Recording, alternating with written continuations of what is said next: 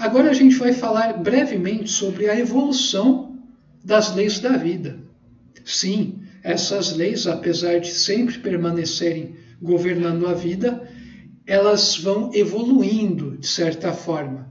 Então a gente está falando de leis dinâmicas, do aspecto mecânico do universo que está evoluindo à medida que o espírito vai despertando através da expansão da consciência.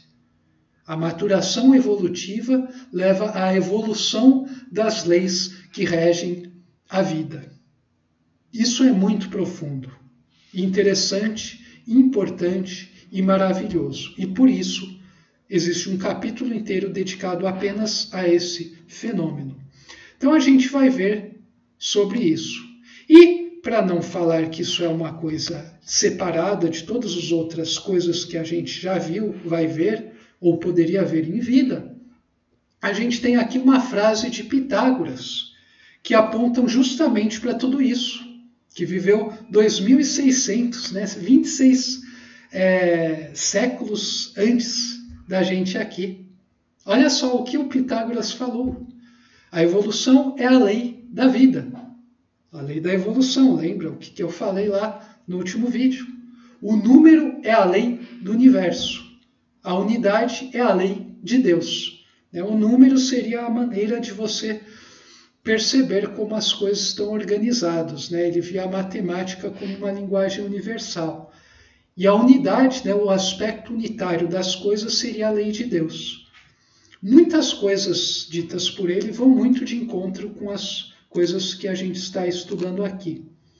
E olha só, o sujeito veio 25 séculos antes da grande síntese aparecer.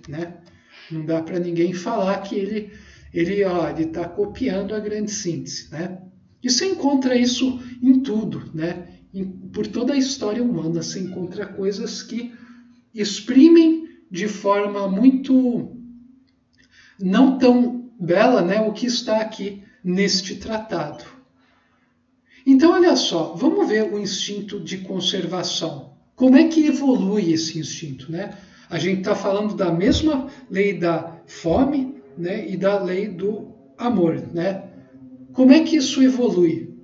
Bom, a nutrição passa a ser trabalho, que passa a ser sabedoria. A reprodução, que é ditada pelo desejo sexual, passa a ser afeto e depois passa a ser amor. A gente pode colocar nesses três níveis, associar com os três tipos que o Balde chama de forte, astuto e justo. O ogro, ele tem fome, ele quer comer o frangão dele, o javali, e ele quer fazer sexo, e ele vai usar de todos os métodos para conseguir satisfazer esse desejo sexual, nem que seja pela violência. Esse é o ogro, o homem físico, forte, que oprime, que domina. O homem, o tipo atual, ele vai buscar também satisfazer sua fome, seu desejo sexual, todos os seus prazeres. Só que ele vai fazer isso através do trabalho, de você exercitar a inteligência. Vai existir um jogo, de homem e mulher, vai ter um certo afeto, vai ter alguma coisa, emoções e até um pouco de sentimentos envolvidos para ele conseguir satisfazer o seu desejo sexual de se reproduzir e de ter prazer. Então o homem atual, o tipo astuto, que é muito intelectivo, mas pouco sábio, ele vai buscar no trabalho, no afeto, satisfazer esses instintos. É mais sofisticado, é mais bonitinho, mas no fundo ele é um ogro com um verniz muito, muito sofisticado.